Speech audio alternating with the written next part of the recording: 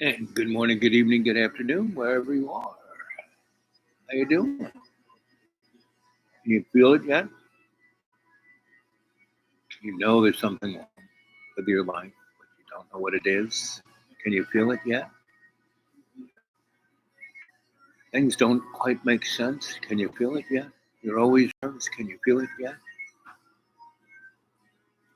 You get into arguments that you shouldn't even get into. Can you feel it yet? Well, I brought some photos, and this is a life lived. Right? So there's me, Donna Ann, with her Leica, and there is my that's my sister's oldest boy. He's probably, I don't know, 14. So he's now in his 50s, right? So that's how long ago this was, right? That's Donna Ann McAdams, right? And we were quite the pair. Look at us.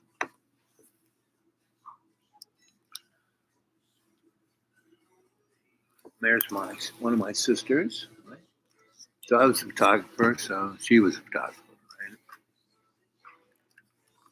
Never quite really did it. This is the first time I actually had the talk with my nephew. He's now a few years older. And I was trying to tell him, hey, have you felt it yet? Do you know what's going on? You understand the hidden hand? And I kind of tried to show him, but he didn't want to know.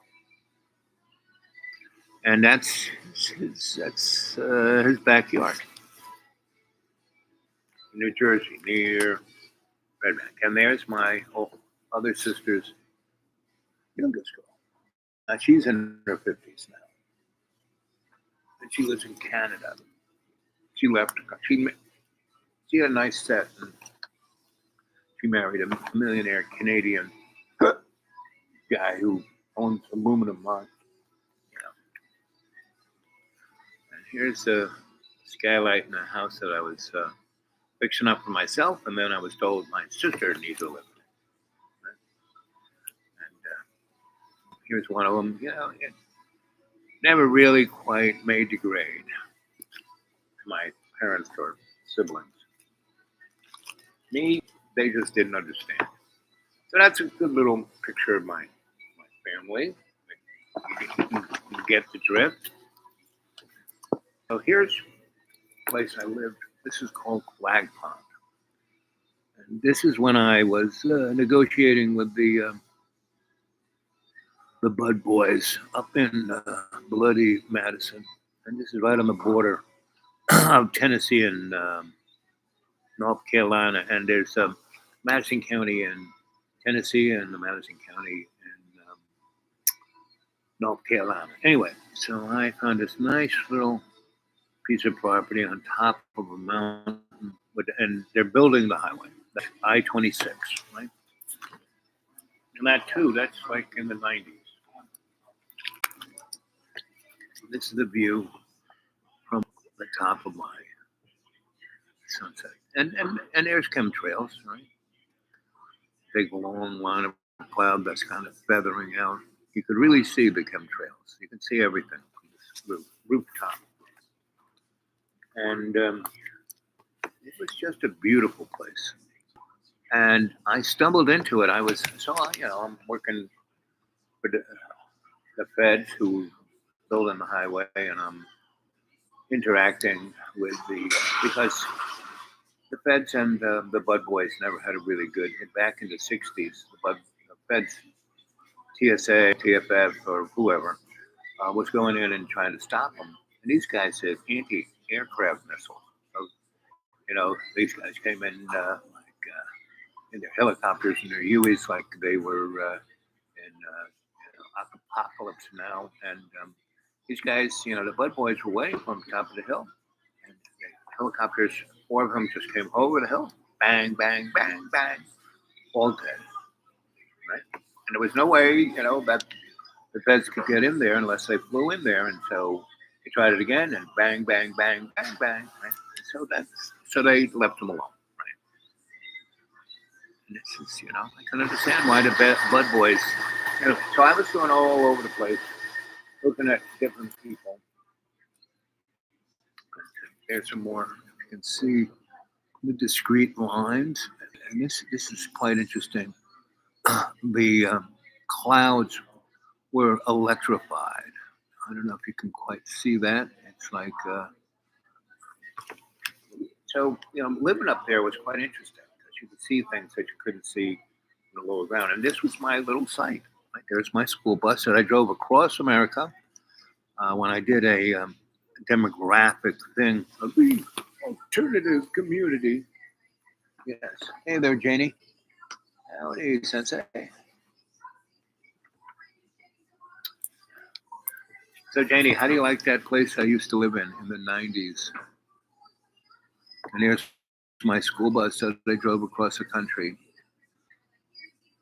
And it now finally is in the cockroach heaven up here. I sold it to Colonel Sanders and his despotic mother, and they have a glamping site. And so they turned it into that, because I had, when I drove it across country, I just left it like that, to look, not that. But once I parked it for good, I basically mapped it out, Peter Max style. And again, these were the sunsets. Virtually every night, these were my sunsets. And I lived off this pond. And so I was driving around this flag pond, right? And these two guys, right? This guy's used car salesman, this guy with that, look at that face, right? And that's his boyfriend, right? The mechanic. And so I was driving along up into these hollow roads, and I found both of them in that lake. And they're such bad alcoholics. I mean, look, they always have a cocktail in their hand, and they're always drunk out of their minds. And they drove their driver's licenses were taken away, and they were driving the lawnmower down the hill to the general store to get beer, and they drove into, and here they are looking at my motor, and, seeing why it runs. I had a V8 in that bus, not a diesel. So there it is. And out of those windows was that view of the highway, right, under construction.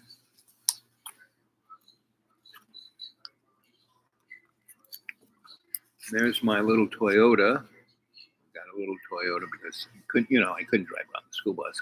I drove it from here to there and then left it at some place, and this is the place I left it at, right? And so when I found those guys in the lake, I pulled them out, right?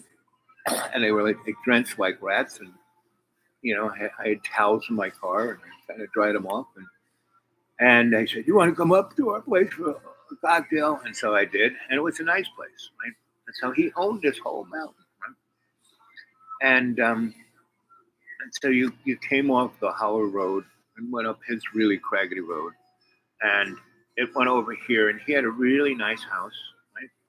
And the road kind of kept going up, and it forked, and it kind of went up to on top part, and the other part kind of crickled over here and died. It was like a log road, right? And we'd go in there, send logging guys in there, and that's how that road got made. It was a logging. Anyway, so and I'm pointing to the mountain, this whole thing. So the bus is here, the little crinkly road kind of goes to here, and this whole thing was like, and it was really nice because it had a better view than that guy's house or even my house because it was on the other side. I had all the property. It was about 10 acres on the other side of this, but there was no road back there. So that really had a view. So, I got to know the people around there, and I found some guys who were logger guys. And so here is what the road up there kind of looked, So over here is the road that goes up to that guy's house, a nice road. But it was still, not quite this, but just a little wider. Anyway, so I had them cut this road wider and all the way up to the other side of this. Right? I was going to build a really nice house up there. And so I had this property for a good 5 years, right? From like 90, I worked on, whenever 26 was started, I guess that was 94 when I started negotiating with the Bud Boys and the Shine Kids.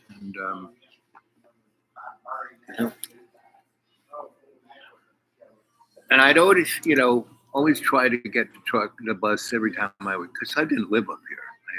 I was living in Florida. I was living in Asheville, and I had some properties. I started to do work in Virginia. This was really nice. So I had this spot and that whole other mountain, about 10 acres. Really quite a nice spot. So it's a general view. And so there was a spring there. There was a stream down the hill a little bit. And virtually everyone in that road, the paved Holler Road, was getting their water straight off that stream. Right? Now, this is not too far from a place called Irwin, Tennessee, which is just over the border. And that town is a town of maybe 60, 70,000 people. And it exists because they have a nuclear fuel plant there.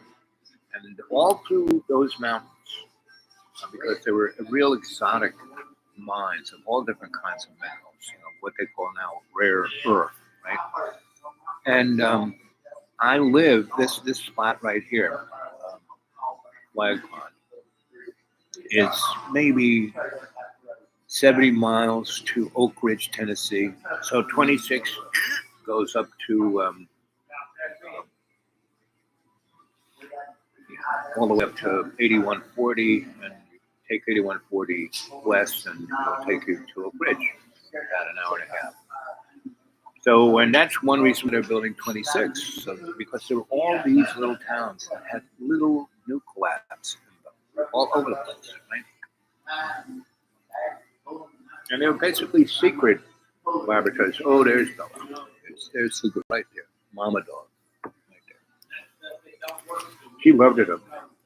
But she always kind of, when I said, girls, so it's good we live here. And she'd look at me, well, I don't know. She always knew. Look at those clouds. It's truly amazing that you could see this electrical resistance going on. I mean, something swirly is up in those hills, right?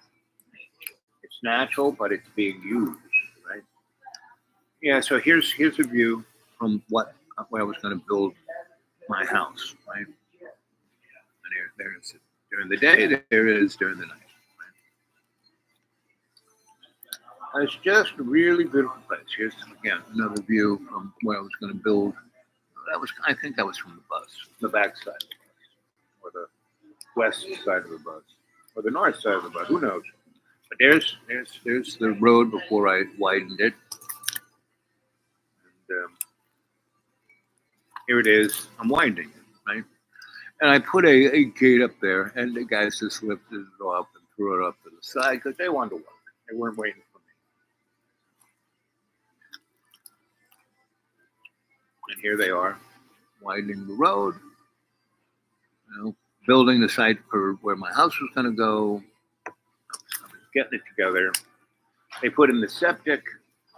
Here it is. This is the summertime, and it's that cold up there. I mean, it's right on top of the wind. So the wind was, I'd lived there maybe 4 days, maybe a week, maybe 2 weeks, but that's it. Because down in Flag Pond town was a guy from Brooklyn, and he had a pizza shop and a bakery. He made really great bread, and he made really great yummy things, and he had really good coffee. So he made these Italian kind of donuts with cream inside that like knock your socks off. And chocolate covered, like It was almost like a croissant with cream filling and a really buttery pastry. So um, this is between 95 and 2000. I had that property. And again, I had my place in Asheville, and I had two places in Florida, and I had my place in Lynchburg and Bedford, Virginia. And so, and I was doing a lot of consulting work, and I was also doing a lot of electric work because that was my cover. I mean, the BBI had me, when I found this whole area, hit me go from Asheville straight up to 40 on 26, 25, 17, but it's just 26 interstate. Anyway, and over there, I basically went to see what was going on all over the place because, I was working for the Fed boys doing demography of like who was living where because they couldn't send anybody up there, to do who's living where, right? Because the Bud Boys and the Shine kids would like meet them with a shotgun. But me, the head kingpin of all of that, I basically the Fed said, we want to send you up. You did all that. You did a great job with the Biltmore House. You did a great job with the City County Plaza in Asheville. You did a great job with the Cherokee Indians. So we want you to go and negotiate because that's what you do. I mean, you are a good demographer. Yeah, you are a good social scientist, but you really are a great diplomat. So why don't you go up there and make peace with those guys, And what they didn't really say is, you're expendable. So, it was really nice. I got a paycheck of $1,000 a month, right? Put in my bank, and I got $300 a week. Oh, I forget the term they use, but it's like for pumping around money, to buy gas, maybe get a motel room or a lunch or something like that. There's a term for it. Anyway, sure, I'll do that. It was no big deal. It was like, an hour drive from my place in Nashville. And it was beautiful country, right? So I went, to where it said Marshall, right? And then there's a road that says Madison. And there is some Madison, but it's over here, but not where the Bud Boys. So I kind of went up to where the Bud Boys was from this gas station, and I just parked, and they had a nice little, sandwich shop, and I basically parked myself there, right? And so the day went by. I'm not 3 or 4 meals there. They were pretty good. I really love this. This is what's missing in America. Back when I was 16 and I was 66. Well, actually, the first time I went hitchhiking was 14. So 64, and I went from New York City, Long Island, New York City, to Maine, right? And I took the Long Island Railroad to New York City from my place, and I just kind of walked from my parents' house in Oldfield, about 4 miles, like at 3 in the morning. Got there so I could take the 6 a.m. Commuter train to New York City, straight into Penn Station. Went up there, basically got myself. I went over to the bus station and got myself a $32. I got a 6-month go anywhere Greyhound pass. Right, so I got that, and I got on a bus and I went to Boston, and then kind of up into Maine. And I forgot what town I got up in Maine, but I was heading for Long Lake, and so that was about 70 miles from up in Maine to there. And it was, I got there around 7 in the morning. I got off the bus. I went through town. There's a travel welcome kind of center. I went there, got a bunch of maps, and got a map showing Maine, and here we are, and there's Long Lake, and this is the road I'm going to have to take. And I said, fine. So where's a good place for breakfast? Oh, we're across the street. Went over there, had a nice breakfast, and I put all those maps out, and I'm looking at it, had my breakfast, and this guy said, oh, what do you got all these maps? I said, yeah, I'm going to see some folks up in Long Lake. He goes, oh, really? I'm heading that way. And so I said, well, sit down and have a coffee. And while I finish my breakfast, and we'll be off. If you're not in a rush. He said, sure. So we talked, and he told me a lot about Maine, that neck of the woods, right? Because people know of Maine of the coastline, but Maine's a big state, so there's a lot of people up there. Well, not a lot, but different people. Anyway, so he gave me a good heads up on that. So, he drove me not all the way there, but and he had stops to make, so I went with him and to all the different stops I made. And he was I don't even know what to call him, but a man on the side. So anyway,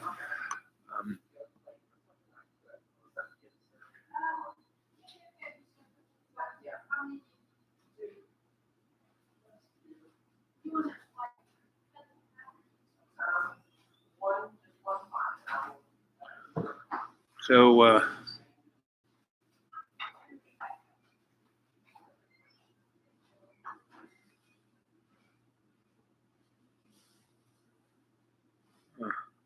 here's today.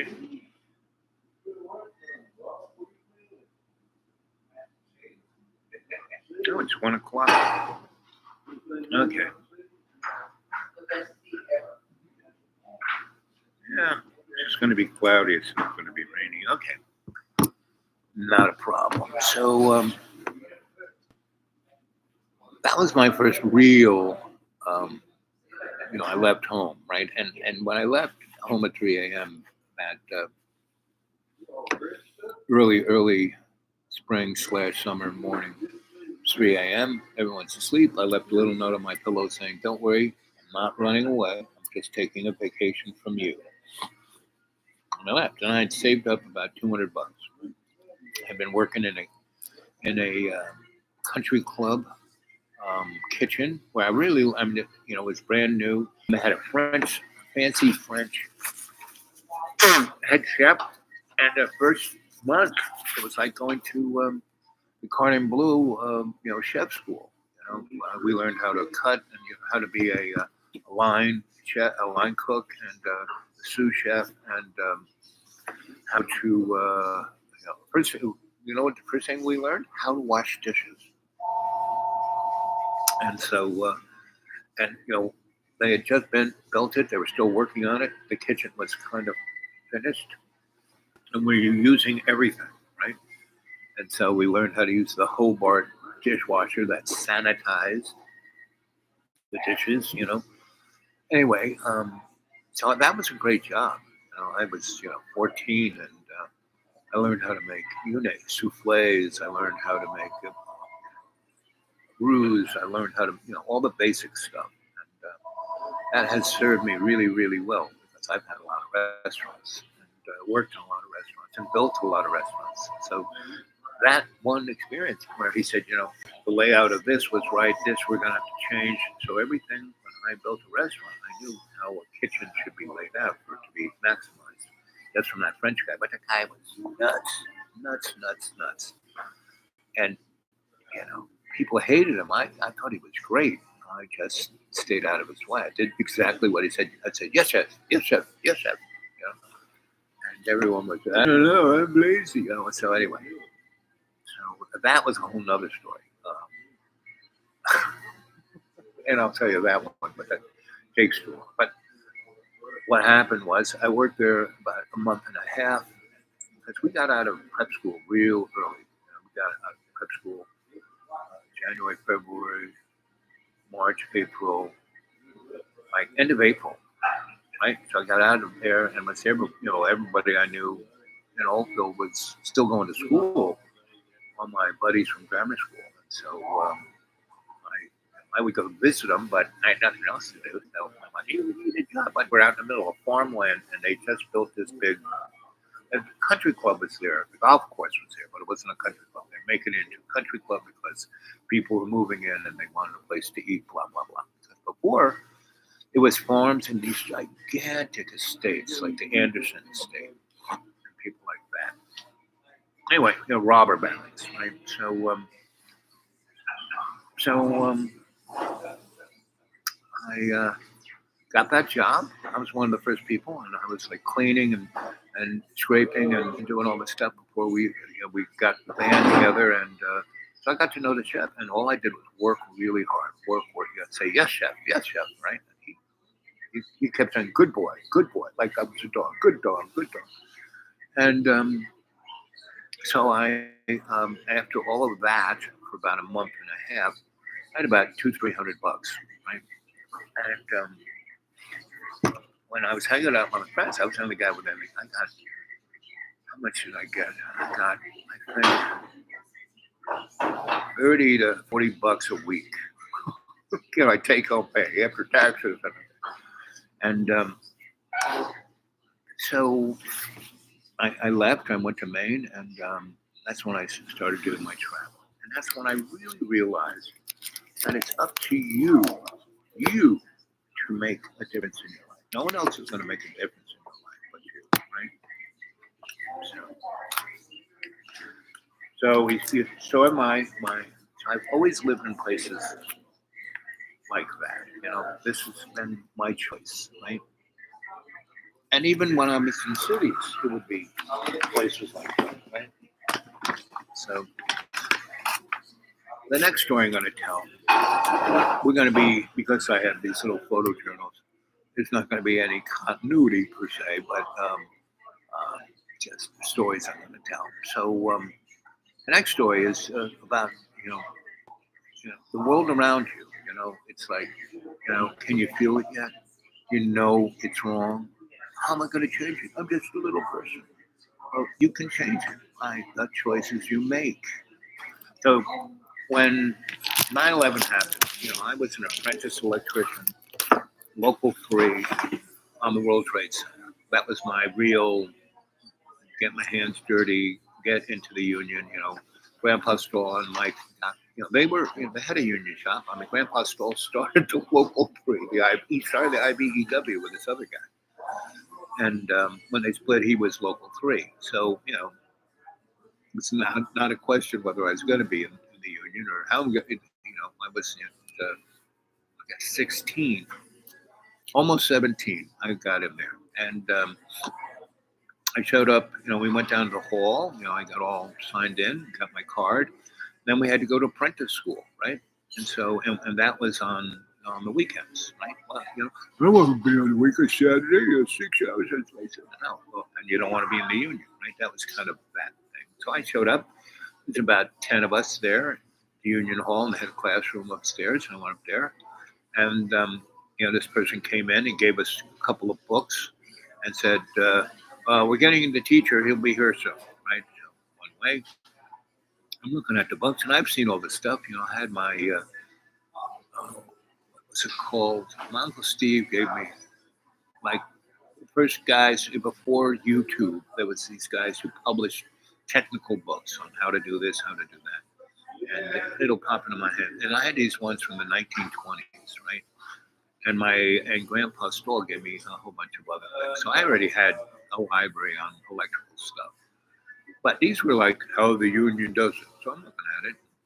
And all the other guys are like throwing spitballs. And half an hour goes by, an hour goes. And I said, well, I'm leaving. So, some guy goes.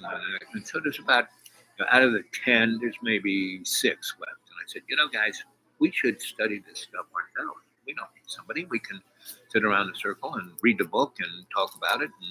And I've been, I said, how many of you guys have been working as an electrician? One guy put his hand up. My dad has, we're a local shop. And so that guy's like me. I said, when did you start working? He said, about 11. I said, I started at 9. And we were both about almost 17. So anyway, so he and I were,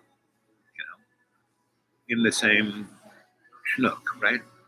And But the other guys were just there because they, know Tony Soprano or something like that. So anyway, um, I said, so we should study. So anyway, two guys left and it was four of us, right? So we did that. And then I said, here, and they had a blackboard and I started drawing equations like, the Ohm's law and stuff like that.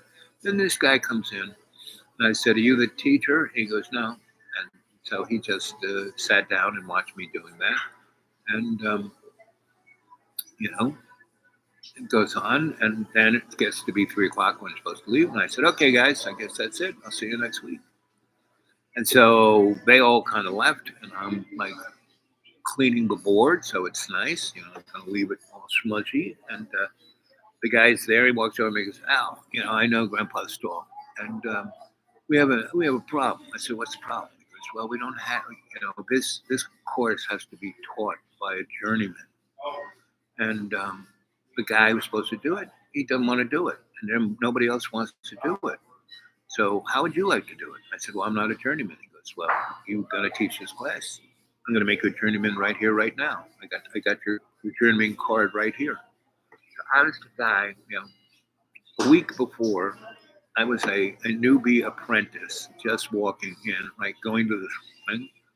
A week, the next Saturday, I have a card that says I'm a journeyman. Okay, so that meant I'd get my pay grade. I got paid about, $9 whenever I was doing anything within the, like when we were in that class, those morons who left, we were getting paid $9 an hour to be there, right? But if you're a journeyman, this is in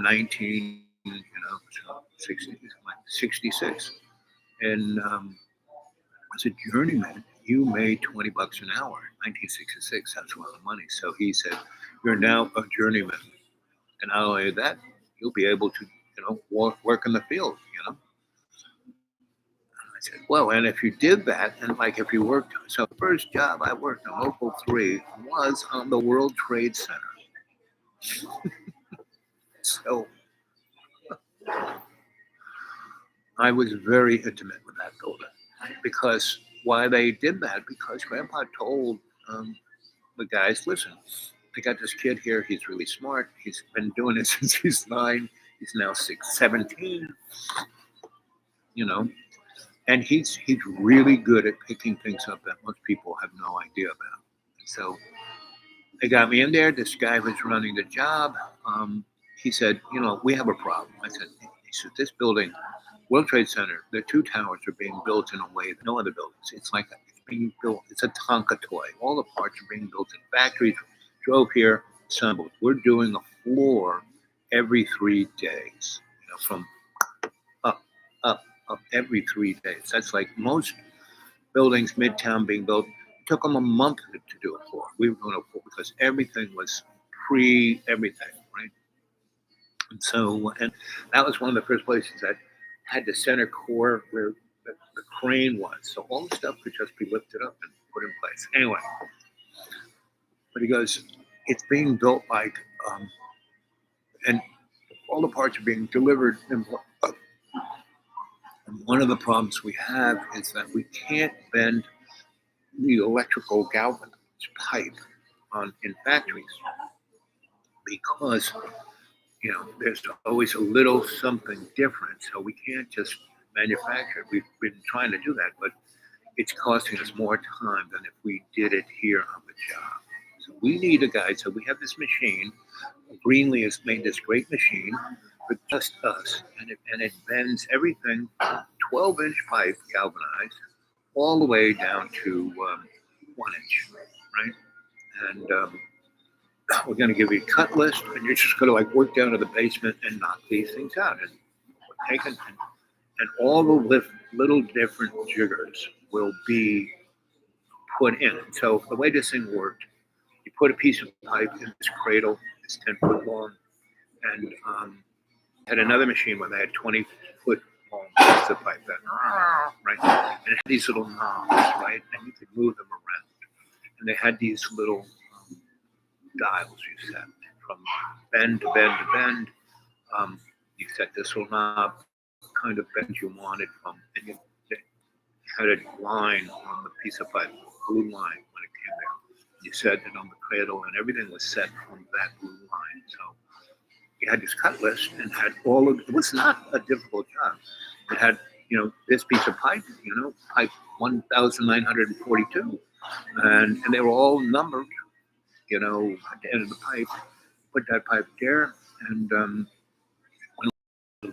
little magnetic crane thing that put it right on the cradle, right out of the box, or the crate, or whatever they delivered, the forklift delivered that kind of pipe.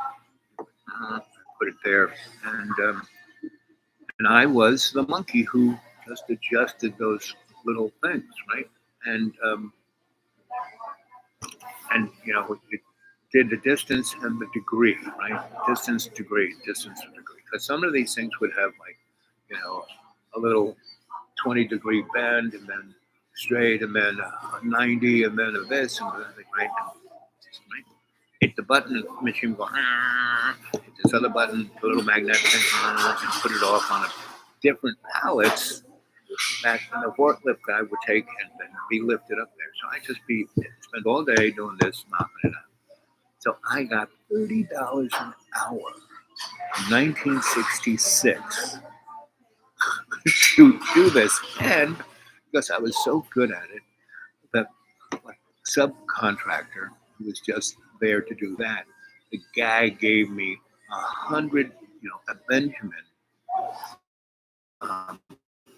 twice a week. He'd take me out to lunch and give me a Benjamin. You're doing a great job. You make it, nothing was getting screwed up. The timetable was moving softly because I was, a component part. So I got a lot of cred in the union for doing that. So the union guys used to give me a hard time. I pretty getting long hair, not really long hair. And hey, sweetie, hey, girlie. And the only, out of the 18,000 guys who were working on the two towers, the only person who would have lunch with me would be the two lesbian phone workers. We were an interesting crew. So anyway, but within 3 months, first of all, Grandpa's and Mike were my mentors. The guy who started Local Free, the guy who has one of the largest shops in New York. You don't. Mike could have done the World Trade Center, but he said he didn't want it. It was like too much headache. He was much happier, working on buildings like the Seagram's building, United Nations building. He had some pretty interesting buildings under his belt. Anyway, and I worked. Once I got my card, I could. There were periods of time where for a week or 2 days. They either were caught up with all the bendings, because it wasn't like, I just kept doing it. And these guys would take it with a forklift and either take it straight to where it was going to be needed, or, put on the side to, so I got way ahead sometimes than where they were. So I would be at a point where it kind of ran out of pipe, right? Because it was supposed to be coming fed, in time. And so anyway, I would go up to other jobs. And so by the second year in the union, I was not just a journeyman. I had become a, what was the term? It's a term, I forget what it's called. It's the next guy above the journeyman. It'll pop into my mind. And when you were at that level, you did more, instead of the job, technical stuff, was more the politics of the union, right? And people really give you a lot of deference, because if they had a problem, they had to come to you. Still avoiding my memory cells. Anyway, so when 9/11 happened, I knew that those airplanes, it was designed to be able to take a hit from two 707s at the same time. Because the structural dynamic of the building was built on the outside. We call it the bird cage. And all those floors were connected to the outside of the building that held the building up. There were no center, most concrete steel buildings have columns.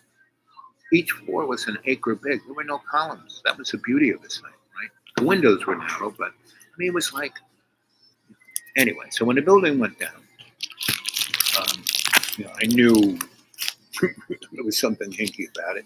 And if you go read Architects and Engineers for 9/11 Truth, those guys really, the federal government wasn't even going to have an investigation. Just like when JFK got whacked, they weren't going to investigate it. Just like when Malcolm X got whacked, when Martin Luther King got whacked, when Robert Kennedy, they had no investigation. Oh, this guy did it. Yeah. So anyway, 9/11 happens.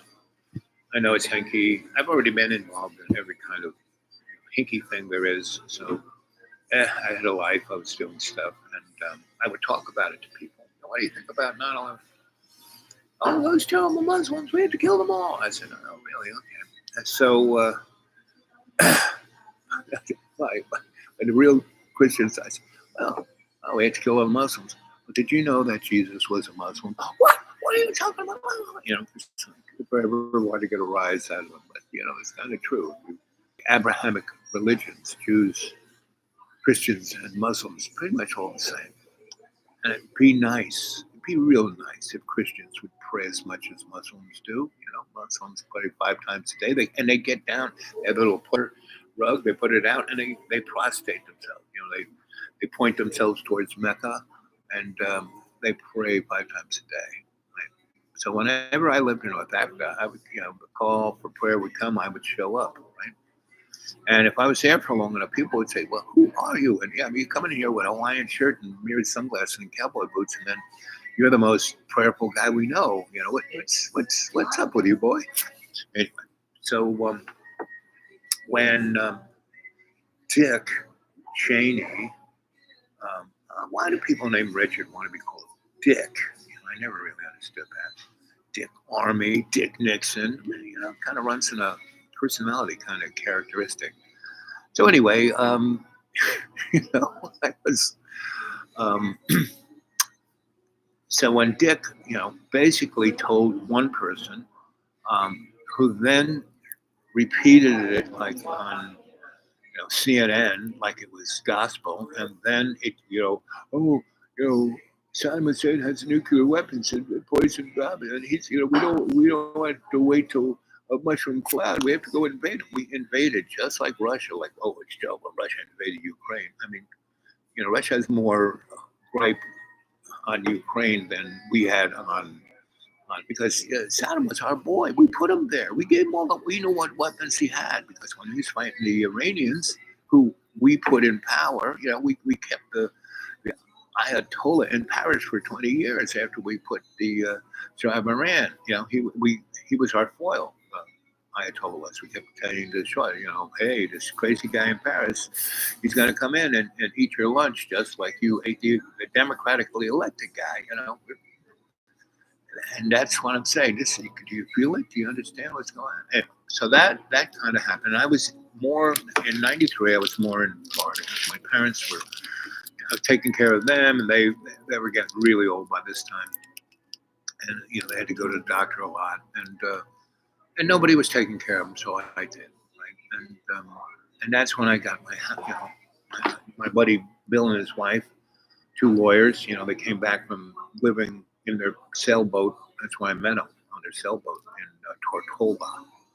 But anyway, we were great buds. I kind of got on the boat, and cruised around with them. And that was back in the Tortola times, was 80s, 70s, late 70s. No, early 70s, before Donna. Yes. Then Donna, that was 8 years. And then I had I guess in 82, Donna and I split. And the minute I met Donna, I knew that it was going to be, because most women in my life, they love me. They can't believe they got me. I'm going to say this is going to be great.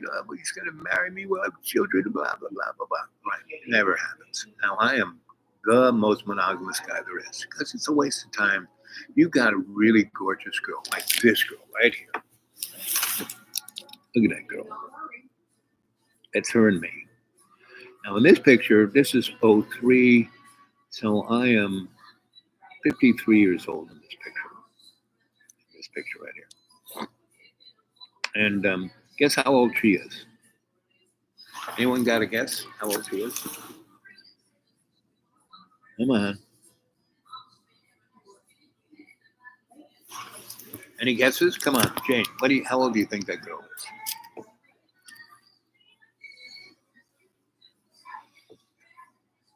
So I was, you know, at my parents' place, but the deal I made with them, I said, listen, you guys suck, but you got good points. When you are your best, I'll be with you. When you suck, I want you, and I'll know you're going to suck before you know you suck.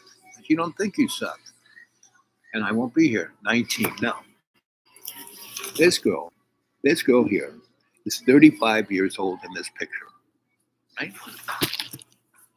And her mother, this is her mom. Her mother is, guess how old her mom is?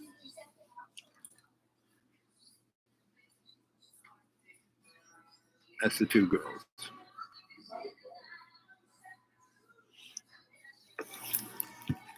Mom is 72, I think, in that picture, right? And where this came out of was, so I'm there in Florida, right? I have friends in Miami and friends down in the Keys because I have a little fishing cabin in the Keys. And in Stewart, we start this kind of cool thing called the Blue Door. My lawyer friends bought a house right downtown Stewart, right next to the courthouse. And Stewart it still was a very powerful town. A lot of old money was there. And so we started the thing, and I mean, the '08 collapse, didn't just happen. It took building up to, the economy was doing this. There was the dot-com bubble thing, right, just before 2000. But, the first guy in a long time to ever balance the budget and lower our deficit was Bill Clinton. When he left office and handed it over to George W. and Dick, the he had gotten the deficit down to $60 billion, right? 60 billion. We're now at, yes. And so, and what's really amazing, these guys from the mountains of, you know, where the tall mountains are in South America. And mom here, she was a priestess of one of the ancient, before the Spanish came and the big empires. She was of that ilk, that bloodline, and that's her daughter. Right? And so, I'm in Florida I'm starting to be consulting in Florida. Started that in around '03, and the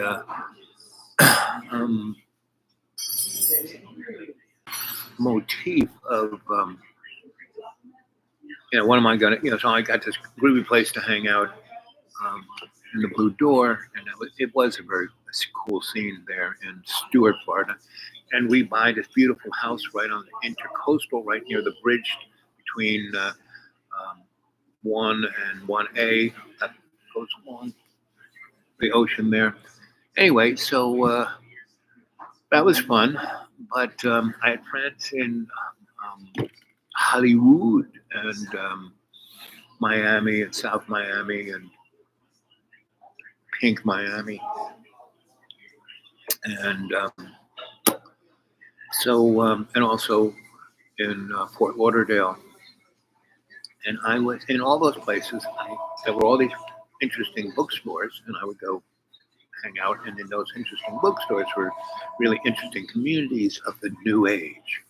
I had been in the New Age in New York in the 60s, 70s, and 80s, and had a real strong pedigree. I knew a lot of people, So when they'd have guys come to lecture, I would go to them, and they would be like talking to an audience of about 20, 30 people, and they go, "Oh, look, I have a audience. There's Al Bob. Hey, come on up here, Sensei." They kind of sheepishly go up there, and this guy goes, "Now this guy's amazing. Back in New York, we used to do." And he, instead of going on about his lecture about whatever esoteric thing he was going to talk about, he'd tell stories about me. I just kind of be like, yeah. And so that's where I met these girls, right? And when they first hooked up with me, they were like tag teaming. But I knew her mom was like, she was just doing it. This looking at this girl, you know, you think she's shy. Well, she's like a lion. So she's not ready for any man until it's the right lion, right? And so she was more into social justice. So she was out there in a big way. So she got her mom involved in the anti-war movement. And she's not, these girls aren't even American. And they were like legal. You know, they've been in America for like 5, 6 years, teaching in colleges and stuff. And because both these girls had, um, you know, a lot of Jews. So anyway, now when it happens, I meet these girls like in '02-ish, and they're all over the place, not just Florida. And then around '03, they have started a kind of restaurant slash healing center in Fort Lauderdale with these folks that had probably the most, these people were, here they are. And at the New Age in Florida was like a lot of rich people. These two folks, right? So they had a gym spas all over Miami and Fort Lauderdale. And they first brought these two girls in um, to have a restaurant and one of the things. And then it was so popular that they did little things in all of their spa things. And then they opened a really nice, interesting store, restaurant in Miami, kind of where the islands are, where all the rich people live. I think Mar-a-Lago is there. I'm not quite sure. But anyway, so all of these people are real shakers and movers in that New Age scene that was also very political, especially against war. So here's a Buddhist monk, right? Tommy. And he was from Cambodia, and he was from that whole neck of the woods. And he had a really wild story, right, about him. And he was my mom and dad in his last 10 years of their life. My mom right here is about 100. No, she's about 90, 98. In that picture, my dad's about 89 in that picture. And here's me in my corporate look. Can't quite tell, but I'm a big boy in this picture. Right? A real big boy. I'm weighing in probably at 420.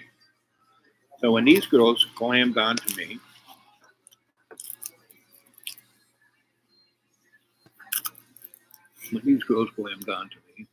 that's how big I was, right? So no one, I mean, all they would call me was Big Al. They didn't call me Dad or anything. So this was quite the amazing thing because we did this whole, so we put on, meaning a guy named Sam I Am and Eric, who was a guy who was just like me, but younger. And he did a little bit more drugs than I ever did. And so he did exactly what I did. And that is that he worked for a production company that went on the road and put big, like, Rolling Stones or big stadium shows. And back when I didn't get that big, but I went, like with the Doobie Brothers and folks like that. So anyway, we did this from Thursday to Monday.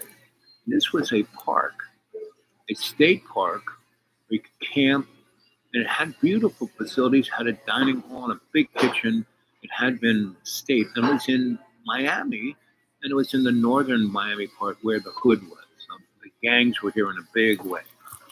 But the piece of property was just like heaven, right? And so we rented it for $75 from Thursday to Monday, right? And so Here's another. This is Desmond Tutu's brother from South Africa. Right? And him and the Buddhist guy were tight, and they almost look like brothers. They look very similar. Now, these guys were young gangsters, gangbangers, right? And I saw them once we pulled in on Thursday to set up. The event started on Friday, from Friday to Monday morning, and we had to get out of there by Monday afternoon. But these guys basically were sizing out the whole what who we're going to steal from, how we going to get over on these guys, right?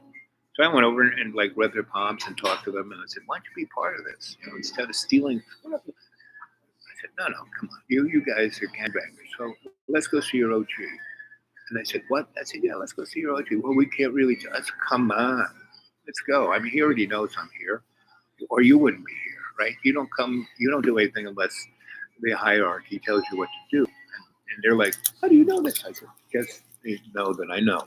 So anyway, so I went there. I said, "Hey, buddy." Well, I was, I said, "So you're the OG?" And he goes, "That's right." And well, what should I call you? He goes, "You can call me Anthony." I said, "Anthony, what? That we're doing this thing?" Because yeah, what is that? All these white people? Yeah, no white people ever. No one goes to that park. Hey, it's haunted. We don't even go there. I said, "Yeah, I know. So that's why we're there. We're a spiritual group."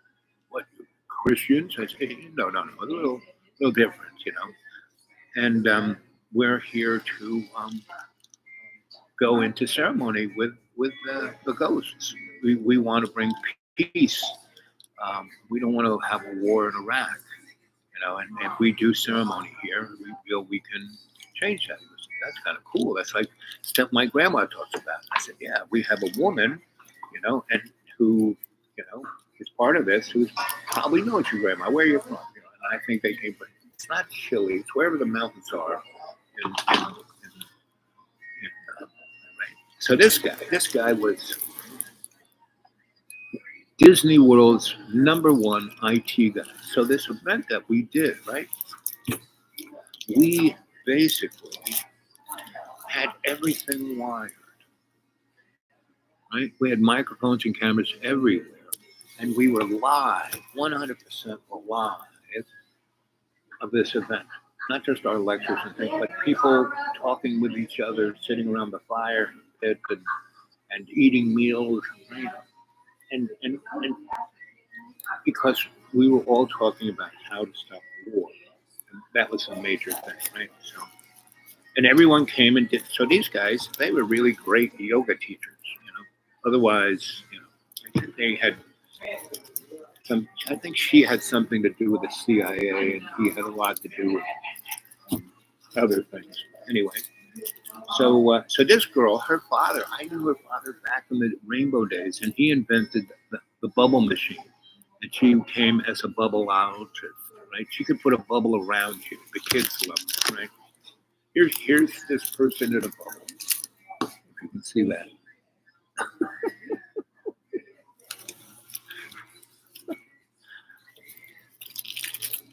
So here's a girl, Irish. This girl, the white girl, is a old crone. Guess how old she? This girl is older than the girl from South America, right?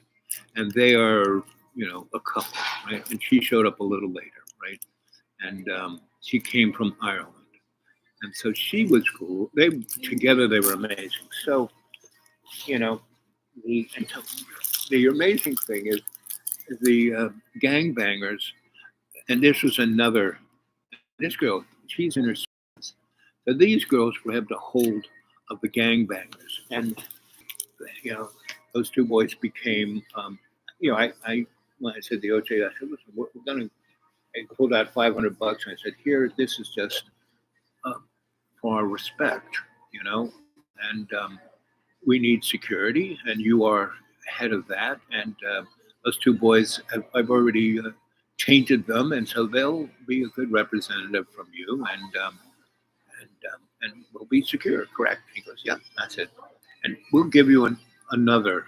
We're only going to be here for 4 days, but I'll come and see you again." And Anthony, this is the beginning of a beautiful relationship. And it was. Right? So I got him involved, and I got a lot of those kids into other programs so they wouldn't go into the gangs or drugs. It was quite a nice thing. So look at this girl's face. Because she just grabbed a hold of this guy, right? I introduced him. Look at her face. These guys were never the same. Those three women, you know, had him exercise 24/7. And so they brought him there, and they said, this guy, the other guy was walking, at the door checking people in. This guy, she goes, we needed somebody for a sacrifice. A sacrifice? Oh, yeah, yeah. And little did he know, he wasn't going to get his, thing cut. It was going to be exercised. Now look at this. So here is calling spirits. She just has her hand in the water and showing me her butt, right? And smiling. And that's going out across that whole little lake, right? And then they showed up. They walked out, with the feathers, the ancients, right? And here so she's doing this, and it's vibrating out into the lake. This girl, she's part of it. She's like in state, right? And then they all show up, and she's like laughing hysterically, and people are kind of who we were way down there, like everybody was way up there. So there's only a few people watching what we were doing, and then when those guys walked out of the woods, it freaked everyone out, and we, did a ceremony of respect and said that what we were there for, and the woman in, the priestess from the mountains, basically spoke in their language, saying what we were doing, and it was like, okay. And here's all different kind of New Age people from all different kinds of, they all had businesses. The New Age was a big business in New York too. Right? So here's Desmond Tutu's brother again. This guy, he was great. He was a rabbi from Israel who had come to New York to go up against, the Zionist control of our government, right? And so he wanted peace for Palestine. This is and so he was the guy who came in and basically said, this is all a scam, all these wars, that little story about, the neocons wanting to have, destroy all the countries around Israel so Israel could take over. So here's Eric. So Eric was totally blasted out on ecstasy 24/7, right? And he kind of, but he was a great guy. Sam I am. So this guy, he's a real schmuck.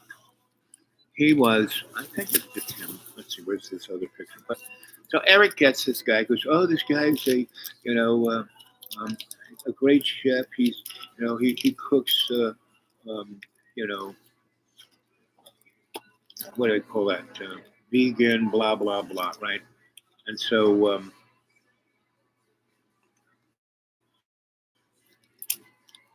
we had to, and they had a really nice kitchen there. I mean, really, so he was going to cook there, and he basically was a jerk off, and he took us for $5,000. We gave him $5,000, and then he came back the day, that Thursday, because I need another $5,000. Things would cost more money, and so here's Sam I am, music hero, New Age guru, great guy, loads of fun. Eric and him, made a great. So when he was doing his lectures, he wanted his father had been an evangelist, so he wanted a tent, right? Now, when he rented that and put it up there, I said, "Did you get a permit for that?" And he goes, "No, I don't know. Do you need one?" I said, he goes, "This is a state place. I bet you can't do anything outside of what was in there. He goes, well, this is where I want to. I doused it, and this is where I want to give the lectures, and there's seats here, and the sun gets too hot, and that's why I said, I don't know. We should go check this out. Oh, it's too late. We're just going to do it. I said, okay. So, of course, that Saturday, the some guy who didn't want to be there, his boss. Oh, here he is. Here, if I had seen this guy, I would have said, "Forget this guy." Here it is, Thursday, and here's inside that kitchen dining hall, and this guy's asking for $5 more grand. We had already given him $5 grand, right? And he wants another five. And Eric is still whacked out on ecstasy, and he's thinking, yeah, well, I'll just write you a check. And I said, forget that. I said, you're fired. Get the frick out of it. I said, leave. What happened was, so I guess it wasn't that jerk. But he was definitely a jerk. This guy was definitely a jerk. This Chevy guy, right? And that's what killed the new age. A lot of great people, but a lot of scammers, right? And so, I mean, look at these two girls. This girl's like almost 60. This girl's like 1 trillion years old, you know. And where is the lady who did the cooking? So this, Thursday, this woman drives up with her daughter in a car, and she goes, what's going on here? And I go, what do you mean? She goes, well, I live on the other side of the neighborhood. And basically, all of the gangs have kind of pushed on the other side of MLK. It's like, this area is no longer the war zone. It's like things are pulled back. I mean, what's going on? I said, oh, well, I went and talked to the OJ. Said, you talked to Anthony and you're alive? I said, yeah.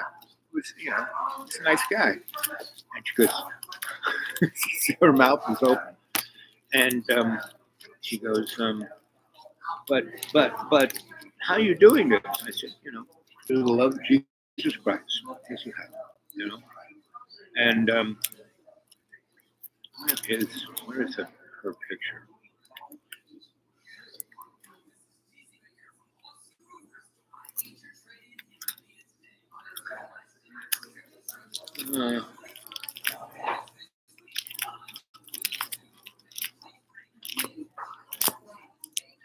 So this was good. So I show up, so this whole thing came out of our minds. And Eric's a really interesting guy because he's got this great job. He travels all over the place. Sam I Am does shows everywhere. And Eric bought, his parents lived in one of these, back in the 60s, you could buy yourself a nice condo. It was like living in the Garden of Eden. And the apartments, they were like 3 high and they were really nice. They were nice. It's like 3-bedroom homes on top of each other and very well appointed, right? They had elevators, even though they were only 3 stories high. Virtually everyone's ancient and was probably going to be in a wheelchair anyway. So, I mean, it was really nice parking. They had a little dining hall, a little kind of place where you could go play, whatever games you wanted to play. But it was, had been around since the 60s. So it was so beautifully manicured with bushes and trees and you name it. So when Eric's parents died, he just kept it, right?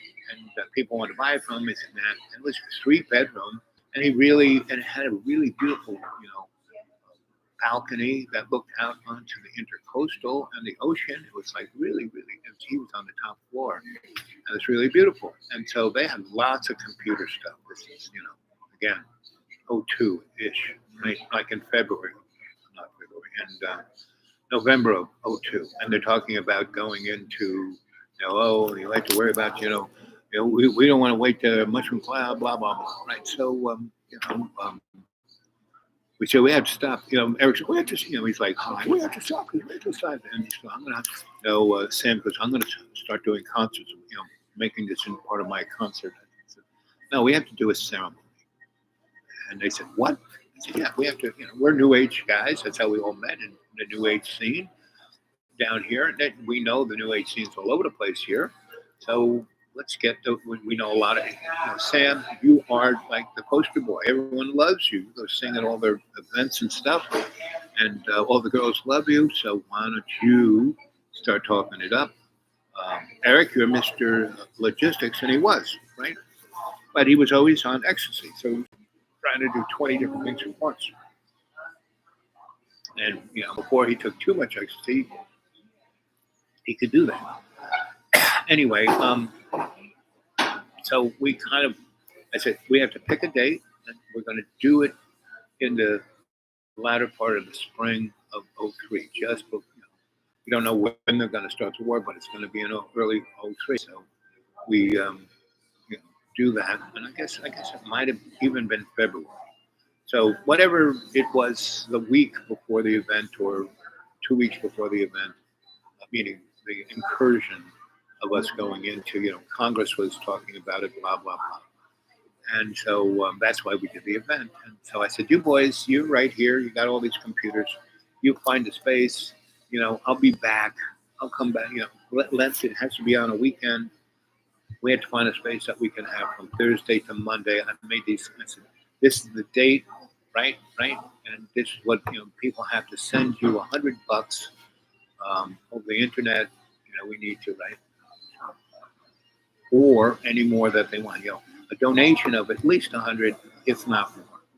So I go back to doing whatever I'm doing and punch around. I go see him every now and then. It's all going blah blah blah. And they would keep telling me, we have $30,000 in the piggy bank for this. I said, really? That's good. That's a good sign. So I get there on a Wednesday, and it's about the end of the month, and that's the time when everyone moves, right? Or either get thrown out of their apartment or going someplace. And so I say to Eric, so have you rented a truck? Rent a truck? I said, yeah, we have to get sound equipment and video equipment, all that stuff. We're going to go live. I said, that's a lot of equipment.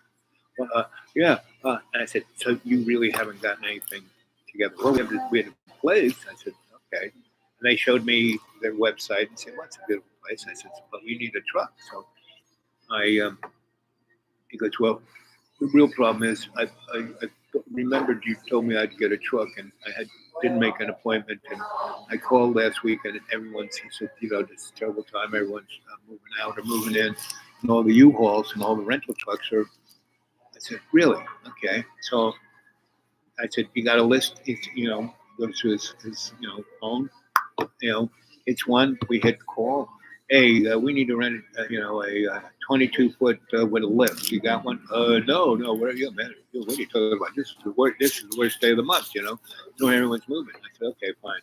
I went down all the line, and everyone was no, we're all blocked up. I said, he goes, what are we gonna do? I said, we're gonna call them back together. Let's get around a circle. Let's pray. So we did. I said, Father, here, let's pray. We need a 22-foot truck with a lift. I'm gonna go to the thing. You will find us a truck. And I gave all these people our phone number. If something comes up, give us a call. Nobody calls. So I go through the line, and we get to the last guy, and I said, hey, I called you up earlier. He goes, oh, yeah, I was looking for your phone number. I do have a truck for you. Somebody canceled. I said, okay, that's it. We're going to be there. Where are you? Okay, how long does it take to get to that? So here's our credit card. We don't give it to anybody. We're giving you, right? Email us back our receipt. Okay, we got it all done. Okay, we'll be there in less than an hour. I said, okay, let's go. And here is Eric and I getting the U-Haul truck. And Eric is like, I can't believe you did that, No, we got ourselves a 22-foot with a lift. And we went straight from that and collected everything. So we went to where he was, and he just took, we probably took $100,000 worth of equipment out of his warehouse. Well, he's one of the major showrunners and designers, so yeah, he could do this. I mean, I think he asked his boss if he could do it, but anyway, we took all this equipment out, and we went back to where is a woman? So this woman, as we put through it, I'll find her. But so this was the beauty of I used to call it Princess, right? And so she's telling stories to young people that just look how she is so. They're not like 20 feet away. They're right there in her lap. He really, so this guy, like I said,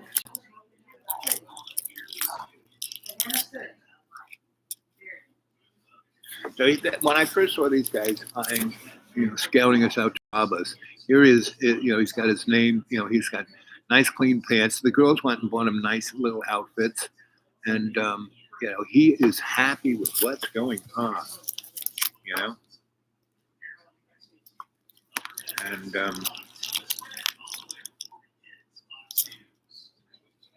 so here's the woman's daughter, and there's the food.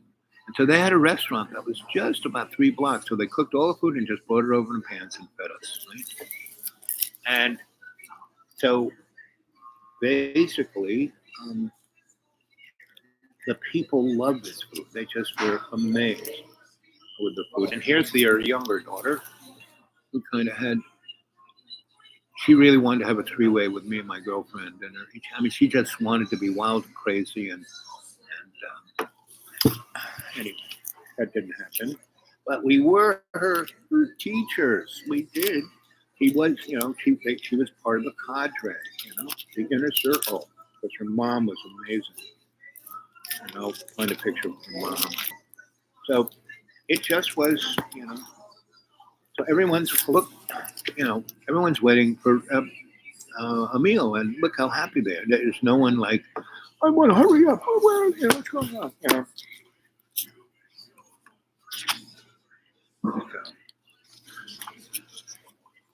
So this was something that I chose to do and manifest it through prayer and just getting people, let's do this.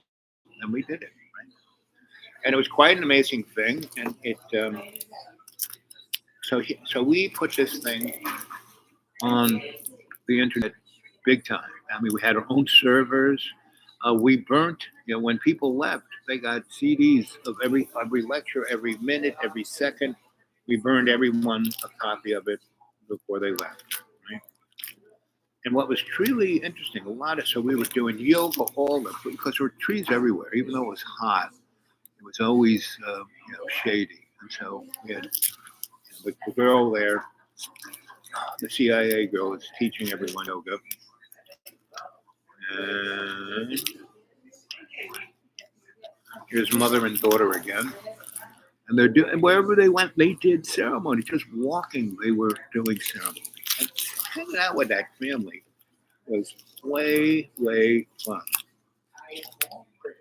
So when we did these lectures, so here's the, the evangelist tent, right?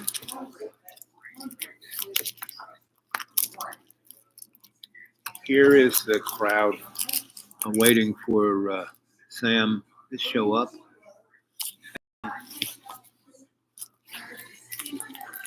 I told Sam that, okay, so we're going to do this. When you do that, I'm going to make paintings as you talk. And anyway, so the county guy, he was going to close us all down on Saturday.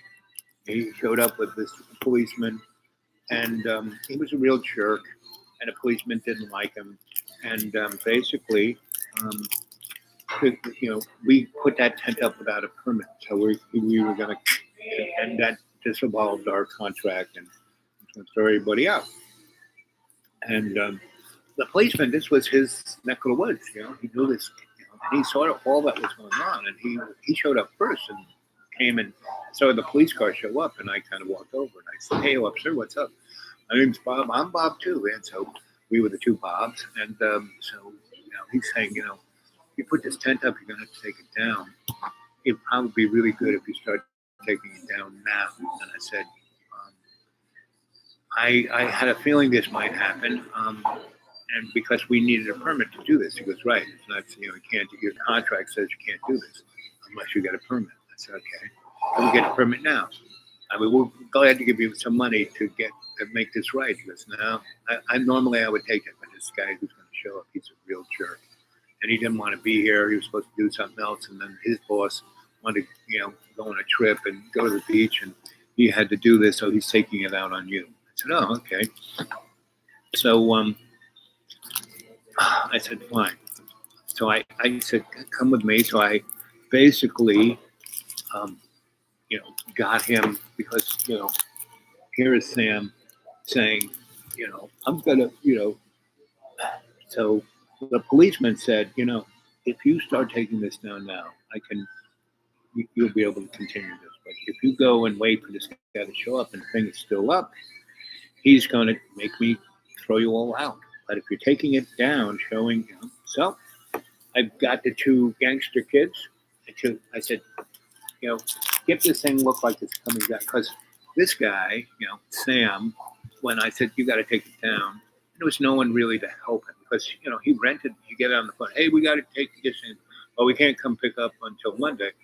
And so I said, we got to take it down. So I got the gangster boys comes and they just kind of pulled out a few strings, pushed the thing sideways. Meaning if it was a big wind, everyone would have been blown away anyway. So anyway, by the time the county guy showed up, it looked like this, right? So I take pictures of everything. So if we had ended up in court, it would have looked like this, right?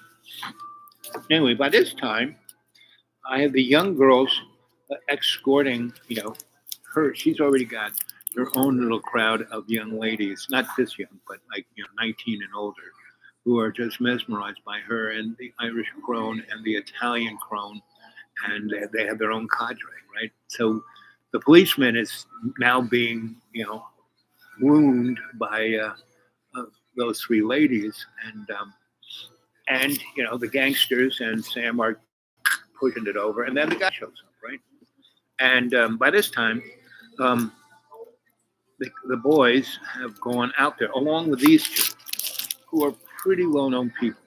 It's like I said, back in the late 70s, 80s, they were starting the new age, with in gyms, yoga and meditation, and really good food, and so they were pretty well known. They had like posters in Miami of them, right, in their bikinis, right? So, and like I said, she was definitely CIA, and he was definitely whatever. So, but they were semi-retired, and again, guess how old these guys are? You know, she's in her 50s. He's in his late, almost 50s, right? Pretty good, right, for Americans. But she wasn't quite an American. And neither of them were quite American. Now here's a real hoaxer. This guy came in, and Sam got all these people to lecture and do workshops, and 90% of them were great. This guy was just one. I said, when he showed up energetically, he was surrounded by three Indians who had their kill blades out, and but they would go. So I went to him. I said, buddy, can you feel anything? You know what's going on now? How do you feel? He said, I feel great. It's going to be fun. I'm going to do my thing. I said, what is your thing? He goes, well, I take people's crystals, I wrap them up in sacred cloth, right? Sacred cloth, and then I put it against another crystal, and then I hit it with a hammer, right? And the energy goes everywhere, and everyone gets healed. I mean, that was as bad and wrong as you could imagine. And anyway, what happened was I said, I think we should go. I mean, we've already been paid. I mean, there's no need. No. Because he charged people $100 to destroy their sacred crystal. Everyone had their sacred crystal. And, basically I was telling Eric and Sam, we got to get rid of this guy. He is one grifter. He is, I mean, Eric came from that gene pool of where those Indians came from. So every now and then he'd look, from his, psychotropic illusions, he saw these guys everywhere, but they were like smiling at him. And then I said, Eric, just turn your head towards that guy and turn it back and tell me what you see. He went like that, and he went, ah! And I said, what'd you see? He said, they had all these knives, and they really look like they want to kill him. I said, yeah, so shouldn't we get rid of him? Anyway, so we were trying to figure out how to do this because he's just getting ready to do his ceremony, right? Just the first crystal, right? And he had people lined up, and he has, takes someone's sacred crystal, puts it under the sacred cloth, puts it there, and then hits it, and it bounces off the crystal and whacks him in the head. Right? And he's gone. And we had one person there who came who was a doctor.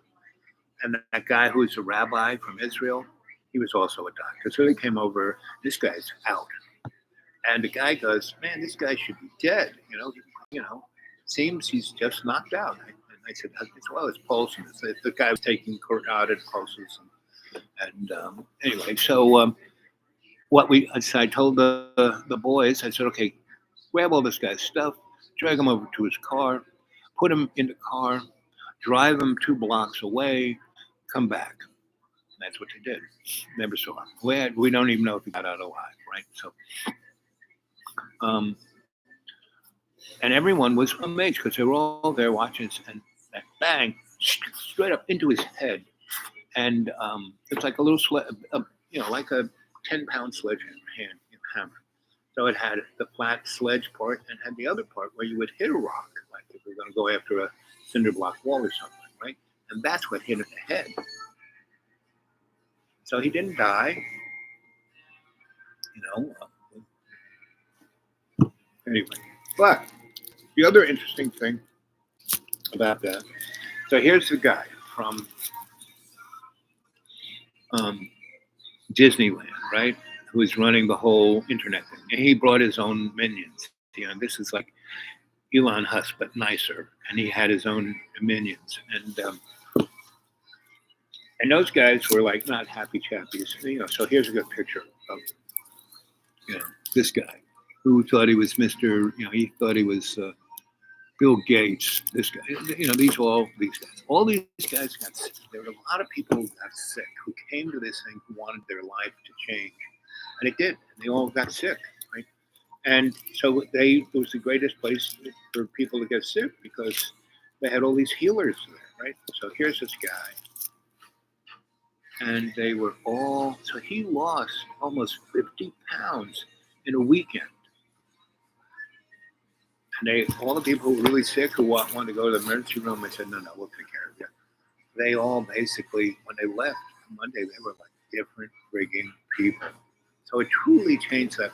All these people that had their own little New Age scenes in all little towns all over Florida went off and sprinkled that fairy dust to the rest of Florida. Well, it seemed to do some good things, but look what Florida is today. It reacted. That's why Florida has reacted so severely.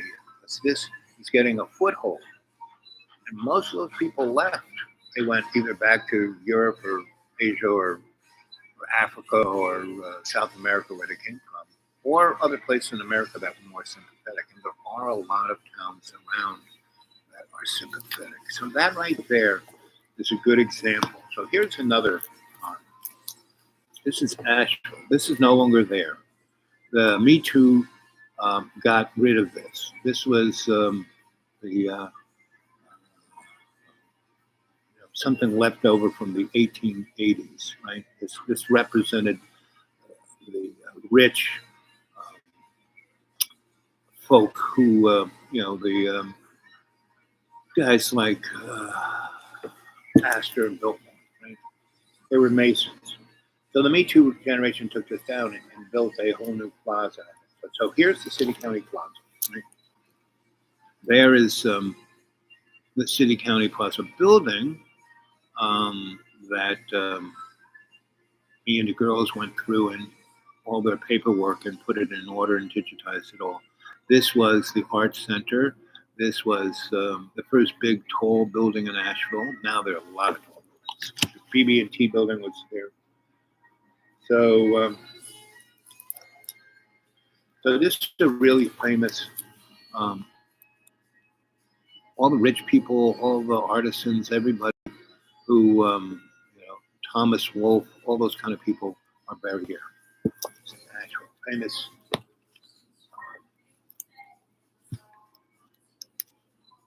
Here's my apartment. I should have bought this building. I could have bought this building. Really nice apartments. All these old ladies lived in all Section 8. They're a very nice building. The guy who bought it threw all the old ladies out and sold each of these apartments for $250,000, just as they were. They're really nice. And this was the street in front of the Nazi Hotel. And I put all those lights up, right? Because this town was broke. They had no money. So I kind of made that. This is a picture of me at 50. This is what I look like at 50. Not bad for 50. Maybe 48. Because 2000, I was 50. So this is in the 90s. So yeah, I'm in my 40s.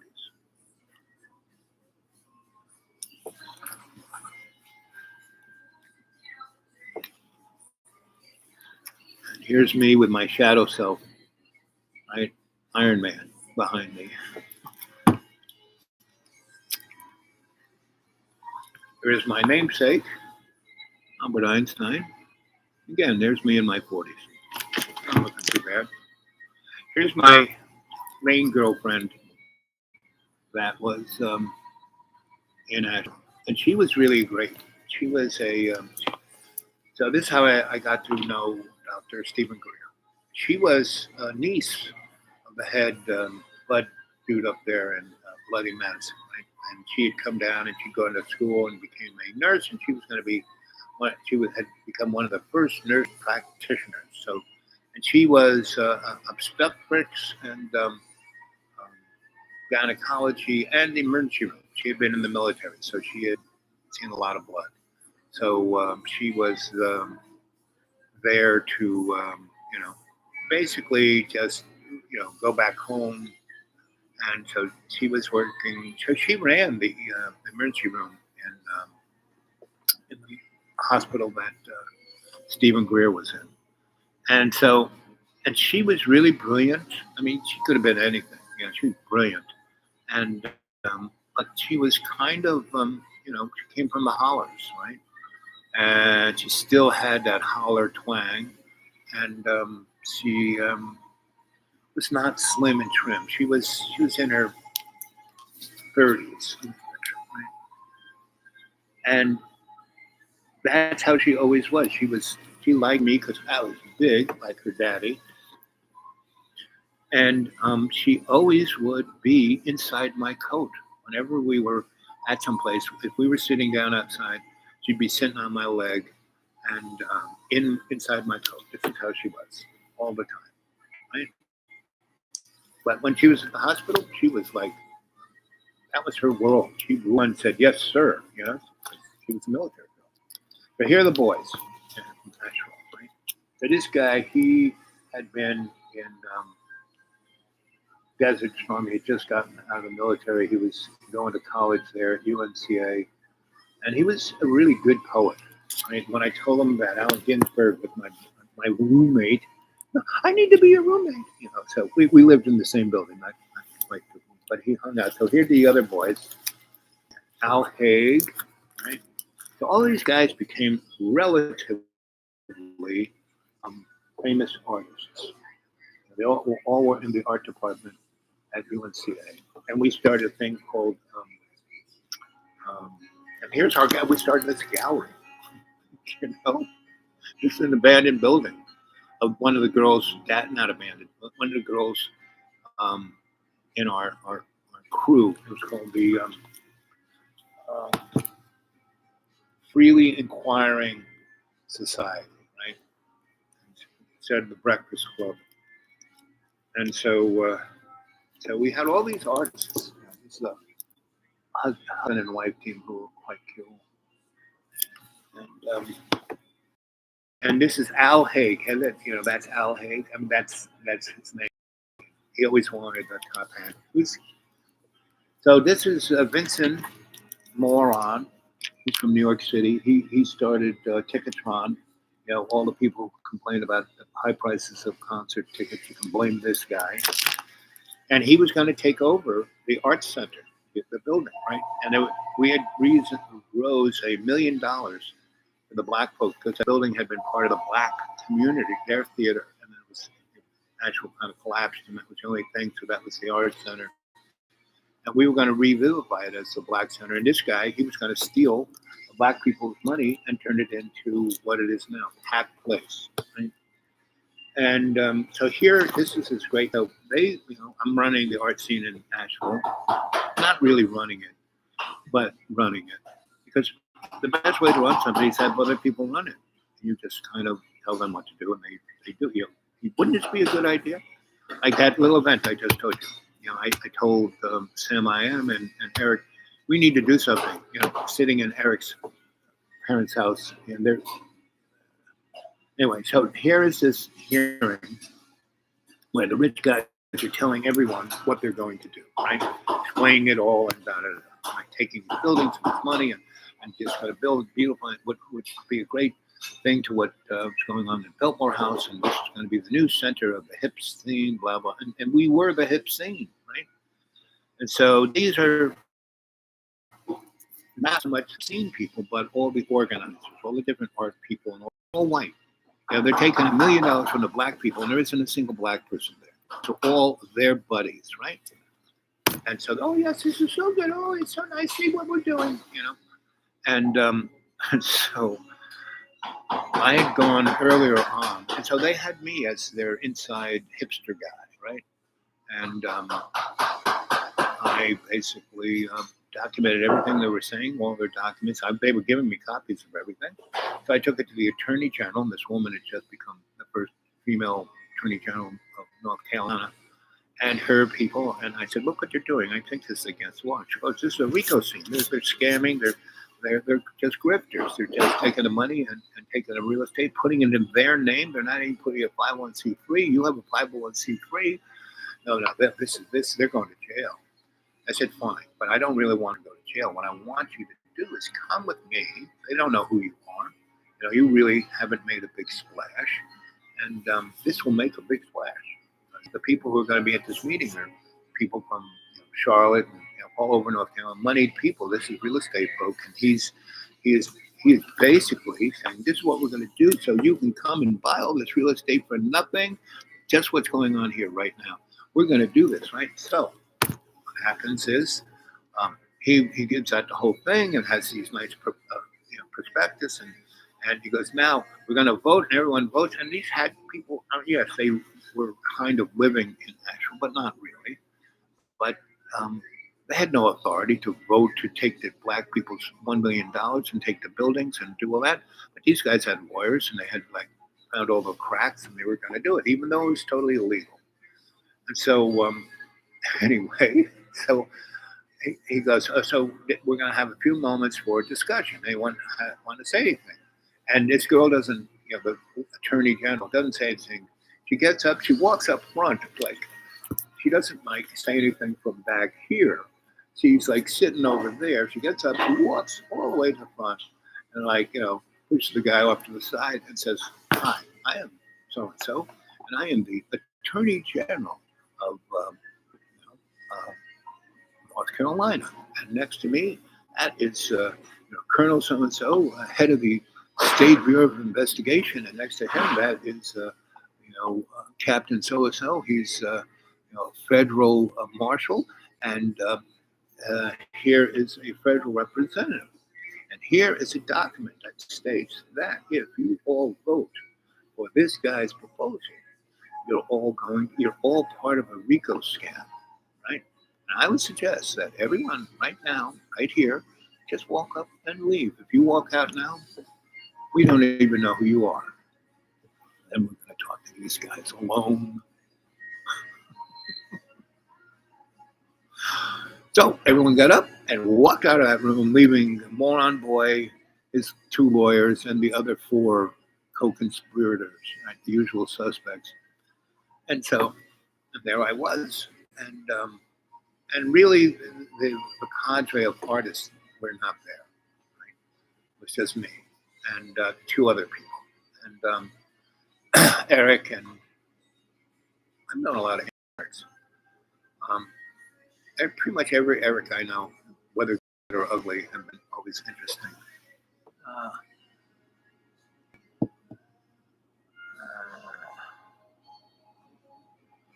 So, again, do you feel what's going on around now? Do you know what's going on?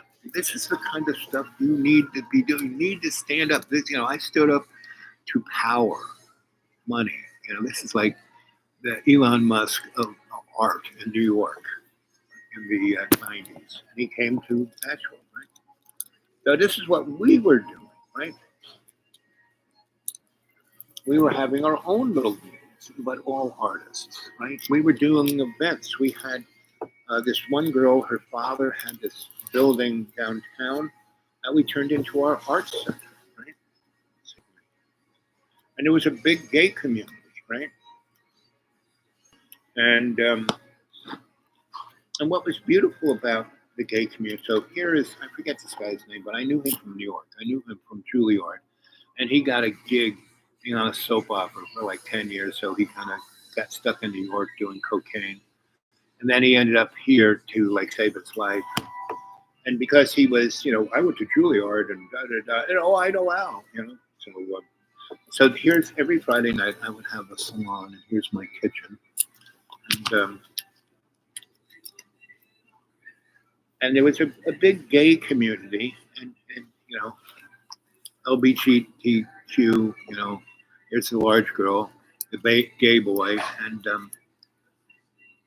this was I had an appointment. So I'm a guy who doesn't just have one place.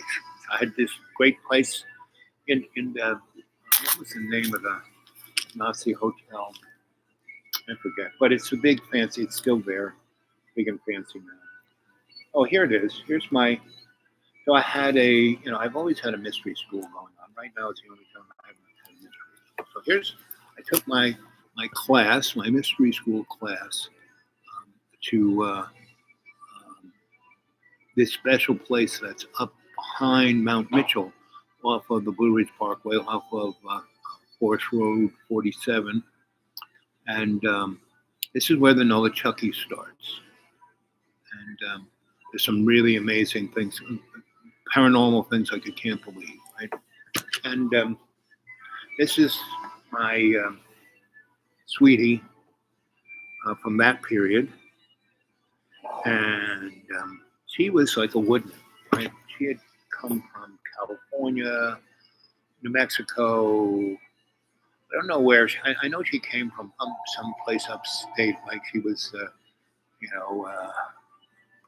a Quaker or something, and one of those guys who are a little more hard cases than Quakers, and they send them out for that 1 year when they're 16. Well, she was sent out. She never came back. So anyway, she glammed on me big time, and she was. There was a really good. I met her not through this so much, but through a friend of mine was a archivalist. I have a lot of friends who are archivalists, and a lot of them are really, especially back in the '90s, they were the people working on the computers. Anyway, so she was her that, and her daddy actually had some money. He came and once she was there, he came up and bought a bunch of buildings for nothing. And there were 3 buildings we had. One was the old Masonic Lodge that I rented, 10,000 square foot building right downtown. I rented it for $50 because it had no electricity, no gas, and no water. But it was right on Tingle Avenue, right? I mean, it was right on the main drag, but behind it was Tingle Avenue. And like a block down was a water cock off of a fire hydrant, and it was like a pipe that went out of the fire hydrant and went over to this thing, and there was a thing so they could, the guys from the city could, right. And if you had to wrench for the fire thing, it had this it was all the way over here, it went like this, and then went click, and then the water would go in that pipe. Right?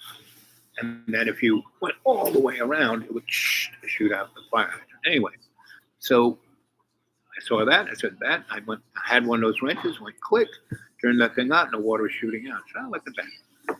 And so I took a garden hose and I just, shot it up to the roof and ran along the gutter, and then, into my window. I had water. It was a little further down. There were a bunch of gas meters that were, not there. The bar was there, and because all the stores were closed, and all of them had locks on them except one. I had my clients. I kind of turned the valve of the gas tank, and gas came out. Took another garden hose and put some PVC tape on it. Ran that all the way. Now I had gas into a stove, into a hot water heater, into a space heater, and right outside the window of my upstairs were three big, Delta transformers. And I just took, battery cable clamps and put them on the primary and on the ground and the neutral, and ran those into the window to a disconnect, and then from the disconnect I ran a wire over to where the fuse box was, right? And I stuck a circuit breaker box next to that and ran all the wires from the fuses that were ancient, kind of made the connections in the circuit breaker box that was right on the wall next to it, and through that main, bang, the place had electricity. Right? I was there for 2.5 years. No one said a word. Right? So I heated the place, had water for the toilets and showers and hot water, and sprinklers. I even fed the sprinkler pipes. I fed them and they didn't leak. So I said, well, that's a good idea. And had electricity and wild parties. So all of this you can do. And this is the perfect time for it. Right now is the time for you to step up and do what you want to do. Because otherwise, you're looking at Nazi Germany in less than 6 months. Or 10 times. 4 billion people gone, everyone's starving, everything radioactive, and the rich people happy. So you got a real choice here. So that's, I got things to do. It's pushing on towards 2 o'clock. I'll speak to you later. Okay? Hope you enjoyed this. Get a hold of me at the dudewake42 at Gmail, dudewake42 at Gmail. Someone sent me something to my PayPal, so if you want to throw something PayPal.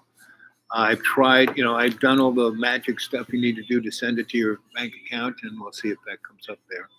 So anyway, that's the story. I'll talk to you later.